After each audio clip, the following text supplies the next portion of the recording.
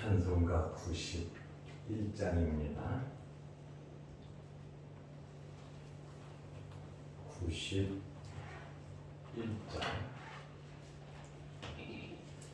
슬픈 마음 있는 사람 예수 이름 믿으면 영원토록 변함없는 기쁜 마음 얻으리. 예수의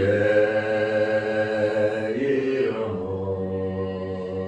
세상의 소망이요 예수의 이름은 천국의 기쁨일세. 거룩하신 주의 이름 너의 방패 삼으라. 반란 시험 당할 때에 주께 기도드려라. 예수의 이름은 세상의 소망이요 예수의 이름은 천국의 기쁨일세. 존귀하신 주의 이름 우리 기쁨 되도다. 주의 품에 안길 때에 기뻐 찬송 부르리. 예수의 이름은 세상의 소망이요 예수의 이름은 천국의 기쁨일세. 우리 갈 길 다가도에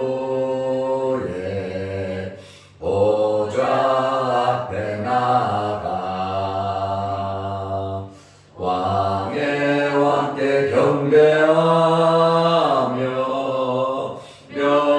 멸류관을 드리. 예수의 이름은 세상의 소망이요 예수의 이름은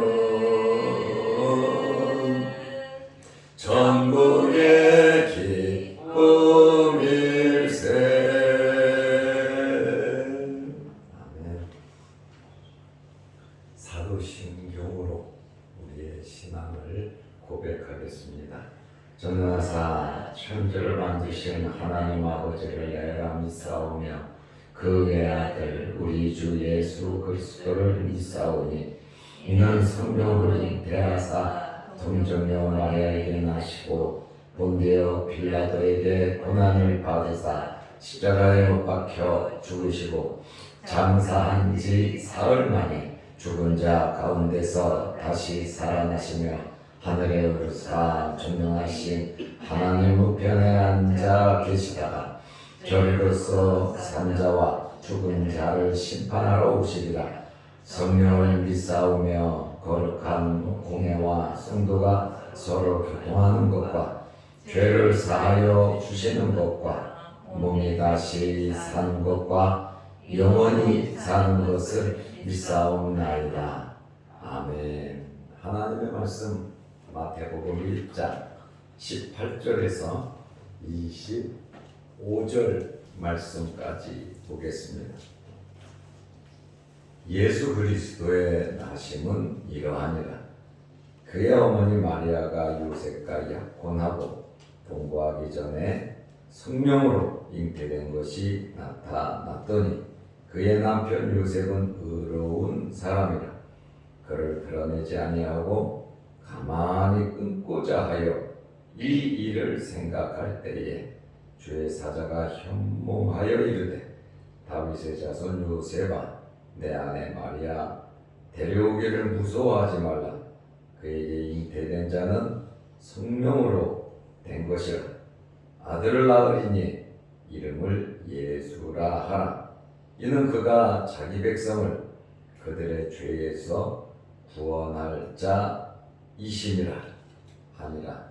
이 모든 일이 된 것은 주께서 선지자로 하신 말씀을 이루려 하심이니 이르시되 보라 처녀가 잉태하여 아들을 낳을 것이요 그의 이름은 임마누엘이라 하리라 하셨으니 이를 번역한즉 하나님이 우리와 함께 계시다 함이라. 요셉이 잠에서 깨어 일어나 주의 사자의 분부대로 행하여 그의 아내를 데려왔으나 아들을 낳기까지 동침하지 아니하더니 나음의 이름을 예수라 하니라. 아멘. 오늘 우리는 마태복음 1장을 마치고 내일부터 마태복음 2장을 보게 됩니다.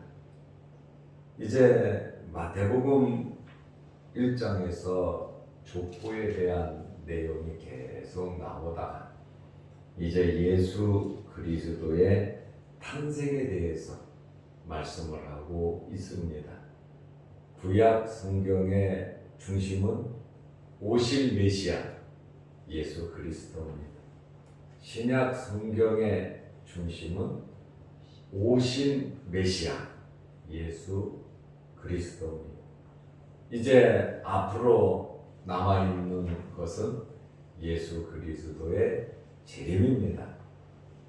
그러므로 우리는 깨어서 신앙생활을 잘 하시기를 바랍니다. 18절 말씀에 보면 예수 그리스도의 나심은 이러하니라 하면서 마태가 예수님의 탄생에 대하여 자세하게 설명을 하고 있습니다. 그러나 누가복음은 더 상세하게 예수님 태어나기 전부터 일어났던 일들을 기록하고 있습니다. 마리아는 요셉과 약혼한 상태입니다. 이스라엘에서 약혼했다라고 하는 것은 법적인 결합을 의미합니다. 한국에서 약혼을 하면 법적인 구속력은 없습니다. 그러나 윤리 도덕적인 책임은 있습니다. 그러나 이스라엘은 약혼을 하면 결혼에 대한 구속력을 가집니다. 결혼과 동일하게 보고 있습니다. 가늠하는 사건 외에는 파혼할 수 없는 기혼 상태라고 하는 말씀입니다. 그런데 마태복음 1장 20절 말씀을 보면 약혼한 상태를 가리켜서 뭐라고 부르냐면 요셉에게 내 아내라 이렇게 말을 하고 있습니다. 그러므로 약혼한 이 상태의 신부는 마리아의 신부는 아내고 요셉의 신부는 남편이다 그 말씀입니다. 결혼이라고 하는 것은 신랑이 신부 집에 가서 신부를 데리고 가는 것이 결혼입니다. 이렇게 신랑은 신부 집에 가서 신부를 데리고 가서 동거를 하는데 보통 약혼의 기간은 이스라엘 사회의 풍속은 1년 정도 법으로 정해진 것은 없습니다. 그러나 약혼의 기간은 보통 1년 정도를 가지는데 절대로 동거를 하지 않습니다. 철저하게 그것은 지켜줬습니다. 이것이 관례라고 하는 말씀입니다. 약혼을 했는데 남편이 죽었다. 세상을 뜨면 과부가 되는 겁니다. 약혼을 했는데 이 기간에 다른 남자를 만나거나 다른 여자를 만나면 간음으로 간주해서 죽음의 형벌을 받게 되었습니다. 신명기 22장을 보면 약혼하고 결혼을 앞에 둔 남자와 여자에 대한 내용이 아주 상세하게, 정말 상세하게 기록되어 있습니다. 신명기 22장입니다. 그런데 23절, 24절 말씀을 보면 약혼한 여자가 다른 남자와 동거를 했을 경우에 그러면 안 되잖아요. 그런데 다른 남자를 만나서 동거를 할 경우에 둘 다 성문으로 끌고 와서 돌로 쳐 죽였습니다. 그만큼 결혼이라고 하는 것을 신성하게 생각했기 때문에 아주 엄하게 이렇게 다루었던 것을 우리가 알 수 있습니다. 그런데 문제가 뭐냐면 마리아는 요셉과 약혼을 했습니다. 그런데 동거하기 전에, 결혼식을 올리기 전에 임신한 사실이 알려졌다는 거예요. 물론 성령으로 잉태하였지만 약혼한 여자가 남편과 동거도 안 했는데 아이를 가졌다? 이것은 100% 불륜으로 간주를 했습니다. 18절 말씀에 보면 약혼하고 동거하기 전에 임신한 사실이 밝혀졌다는 거예요. 마리아는 이미 성령의 계시를 받았어요. 천사를 만났어요. 누가복음에 보면 가브리엘 천사입니다. 천사를 만나서 천사가 마리아에게 아주 자세하게 이야기를 합니다. 구약에 예언된 대로 너는 복받은 여인이다. 하나님께서 너를 통해서 네 몸을 빌려서 예수 그리스도가 탄생하게 되는 것이다 하면서 마리아에게 자세하게 이야기를 했습니다. 물론 놀랐겠지요. 그런데 누가복음 1장 38절 말씀에 보면 마리아가 뭐라고 말을 하는지 아십니까? 마리아가 이르되 주의 여종이오니 말씀대로 내게 이루어진다. 마리아가 동의를 했습니다. 아멘으로 받아들였습니다. 그 말을 하니까 천사가 떠나갔습니다. 인격적이죠. 상대방이 어떠하든지 상대방의 의견을 존중하지 않고 하나님께서 무조건 밀어붙이시지는 않습니다. 왜냐하면 하나님은 사랑이시잖아요. 하나님은 인격을 갖고 계시잖아요. 그러니까 하나님께서는 말씀을 하시고 약속을, 계약을 맺으시고 순종하면 복을 주고 불순종하면 재앙을 주는 것은 이미 계약 상태가 맺어진 것이다, 그 말이에요. 일반적으로 하나님께서 생각하고 하나님께서 금을 긋고 하나님께서 정죄하는 그러한 사건은 한 사건도 없습니다. 하나님은 인격적인 분이세요.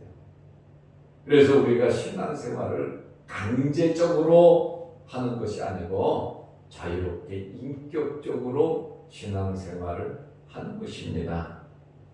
마리아도 인격적으로 받아들였고 요셉도 인격적으로 다 받아들일 겁니다.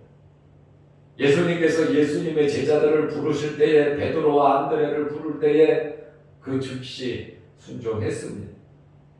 야고보와 요한을 부를 때도 즉시 순종을 했습니다. 마태를 부를 때에도 즉시 순종을 했습니다. 젊은 부자는 주님의 말씀을 듣고 불순종했습니다. 주님이 안타까워했습니다. 내가 원하지 않는데 강제로 하나님께서 우리를 잡아 돌리시지는 않으신다는 거예요. 하나님은 인격적인 분이십니다. 그리고 우리 또한 인격적인 삶을 살아가시기를 바랍니다. 우리도 부모와 자식 간에 또 우리가 사회의 구성원으로서 어디에 있든지 강압적인 것보다 이해할 수 있도록 대화를 나누고 인격적으로 모든 일을 하지 아니하면 불평, 불만이 쌓이게 되고 나중에 걷잡을 수 없는 일들이 생기게 됩니다. 그래서 대화를 나누면서 인격적인 그러한 관계를 맺어 가시기 바랍니다.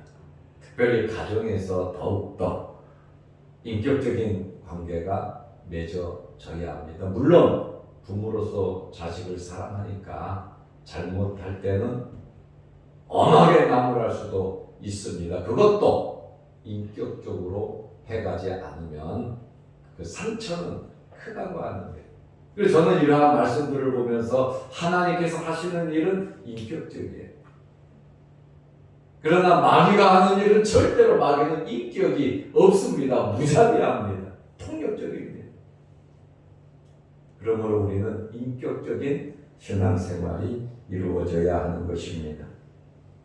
남자 요셉의 입장에서는 자초지종도 모르고 자기하고 약혼한 여자가 임신을 했으니 얼마나 충격을 받았겠느냐 그 말이에요. 입장 바꿔놓고 생각해보면 나하고 결혼할 여자가 다른 사람의 아이를 가졌다고 하는데 누가 그것을 이해하냔 말이에요. 이런저런 이야기 한다 할지라도 이해하기가 정말 힘든 상황입니다.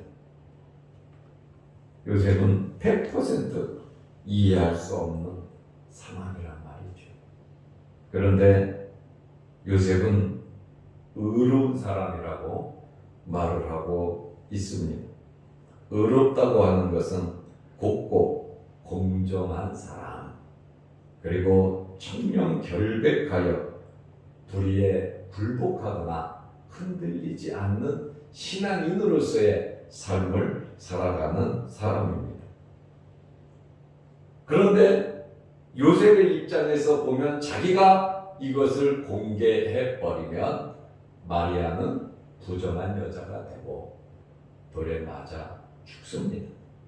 그것이 그 당시의 법이란 말입니다. 그래서 요셉은 이 사실을 드러내지 않고 조용히 파혼을 하려고 했습니다. 왜냐하면 이것이 최선의 방법이기 때문에. 마리아에 대해서 너무나 잘 알아요. 그래서 결혼까지도 하려고 그러고 약혼도 했어요. 그런데 그렇지 않은 여자가 임신을 했는데 도대체 믿을 수도 없고, 그래서 조용하게 파혼을 하려고 했습니다. 어떤 사소한 문제를 만들어서 돌에 맞아 죽게 생겼잖아요. 어떤 사소한 문제를 만들어서 증인들을 내세워 이혼 증서를 써줌으로써 의로움과 법을 조화시키려고 나 하나만 참으면 되니까, 내가 저 여자하고 안 살면 되니까. 그러나 죽는 것은, 돌에 맞아 죽는 것은 자기도 불명예스럽고 안 좋으니까 요셉 입장에서는 속이 부글부글 끓지만 그렇게 생각을 했다는 거예요. 이런 마음은 누구든지 다 이해할 수 있습니다. 이러한 일을 고민을 하면서 생각할 때 정말 엄청난 고통과 내적인 갈등이 있었을 줄로 압니다. 그런데 이때에 주의 사자가 나타났습니다. 메신저가 그에게 나타났다는 거예요. 마태복음에 메신저가 나타난 것은 61회, 마가복음에는 8회, 누가복음에는 56회, 요한복음에는 4회에 나타났는데 여기 주의 사자는 하나님의 뜻을 전하는 천사란 말입니다. 누가복음 1장 26절에 보면 마리아에게 잉태의 소식을 알린 자는 누구냐? 가브리엘 천사입니다. 그래서 요셉에게 나타난 주의 사자도 가브리엘로 보는 사람들이 많아요. 그러나 이름이 나와 있지는 않아요. 마리아에게는 나와 있어요. 그러나 요셉에게는 나와 있지가 않습니다. 1장 20절에 이 일을 생각할 때에 주의 사자가 현명하여 이르되 다윗의 자손 요셉아 내 아내 마리아 데려오기를 무서워하지 말라. 그에게 잉태된 자는 성령으로 된 것이라. 무척 무서웠단 말이에요. 그러니까 천사가 그러잖아요. 무서워하지 말라고. 두려워하지 말라 그랬습니다. 잘못된 재판으로 죽어야 하고 남의 자식을 잉태한 것에 대해서는 용납할 수 없는, 참 이러지도 못하고 저러지도 못하는 그러한 아주 민감한 사안이고 고민에 고민을 하고 있는데 주의 사자가 나타나서 말을 한 겁니다. 우리도 어렵고 힘들고 고민되는 일이 있고 위기 때에 물론 우리는 기도해야 되겠죠. 하나님을 바라봐야 되겠죠. 하나님께서도 우리의 모든 형편과 사정을 다 아시는 분이십니다. 그리고 찾아오시고 하나님께서도 말씀해 주시는 분이십니다.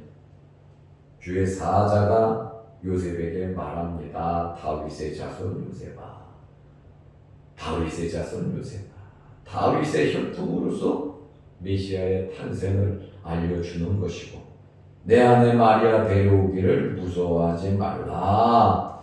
그래도 그 마음의 갈등 속에 이거 조용히 넘어가는 방법은, 문제를 안 일으키는 것은 아내로 데려와야 되겠구나 하는 그런 생각도 하는데 굉장히 무섭고 두려웠던 것 같아요.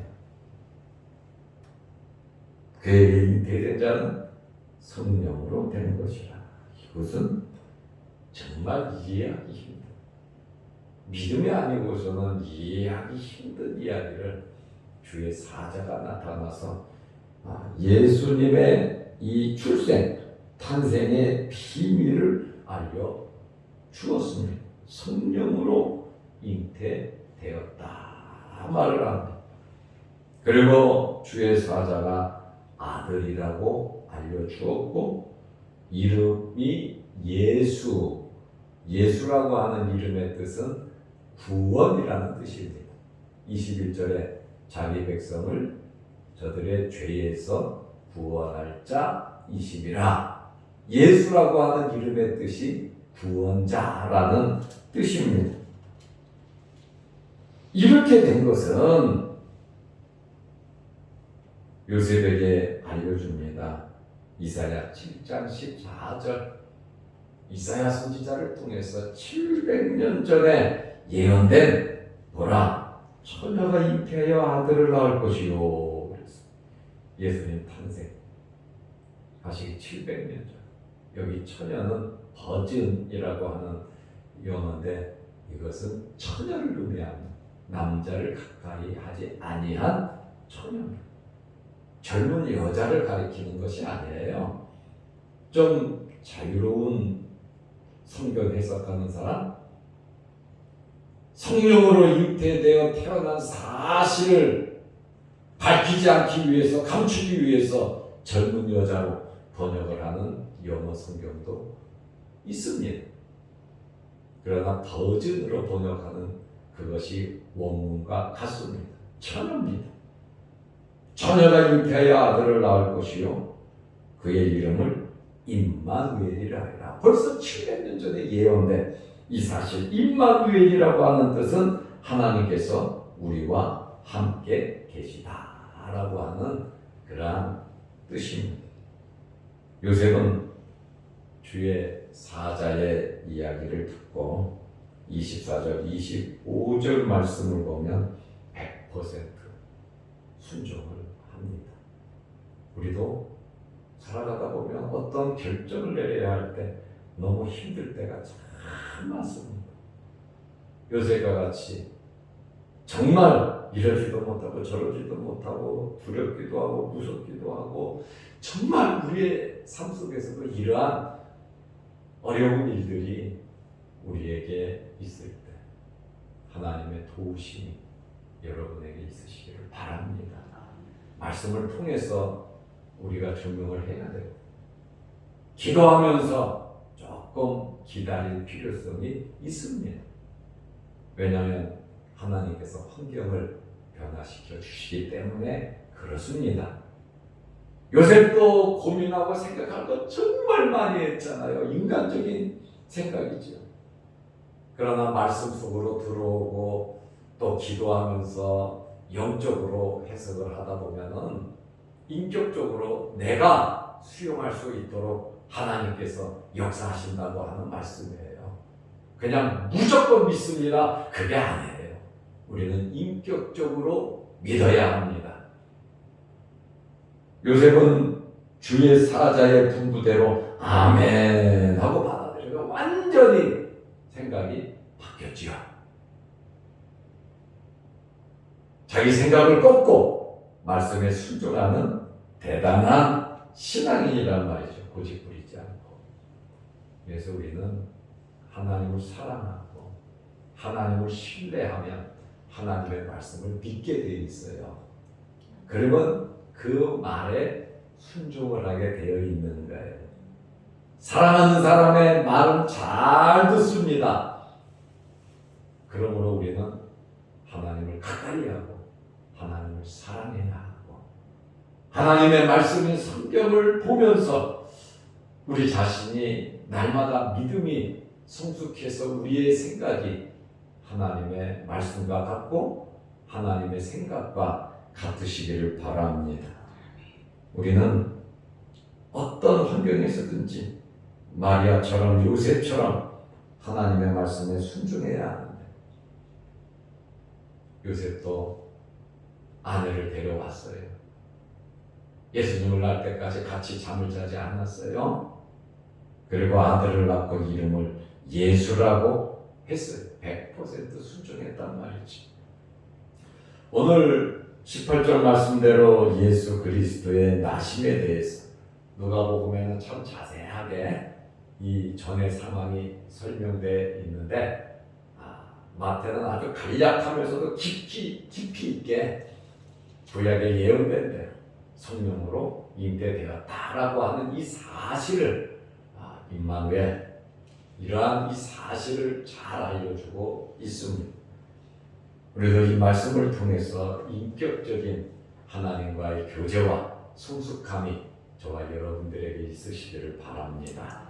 기도하겠습니다. 하나님 아버지, 어제는 거룩한 주일을 잘 지내게 하시고 또 오늘부터 한 주간 세상에 나가 살 텐데 하나님께서 힘 주시고 지혜 주시고 능력 주시고 하나님을 더 깊게 알아갈 수 있도록 날마다 성령의 감동과 성령의 인도함이 있게 하여 주옵소서.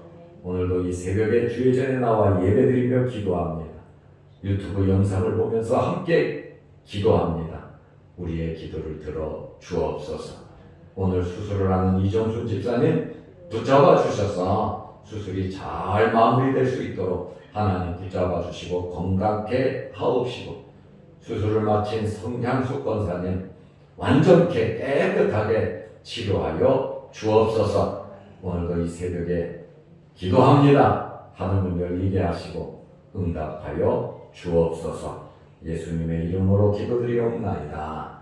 아멘. 하늘에 계신 우리 아버지여, 이름이 거룩히 여김을 받으시오며 나라 임하옵시며 뜻이 하늘에서 이룬 것 같이 땅에서도 이루어지이다. 오늘날 우리에게 일용할 양식을 주옵시고 우리가 우리에게 죄 지은 자를 사하여 준 것 같이 우리 죄를 사하여 주옵시고 우리를 시험에 들게 하지 마옵시고 다만 악에서 구하옵소서. 대개의 나라와 권세와 영광이 아버지께 영원히 있사옵나이다. 아멘. 자유롭게 기도하시고 돌아가시기 바랍니다.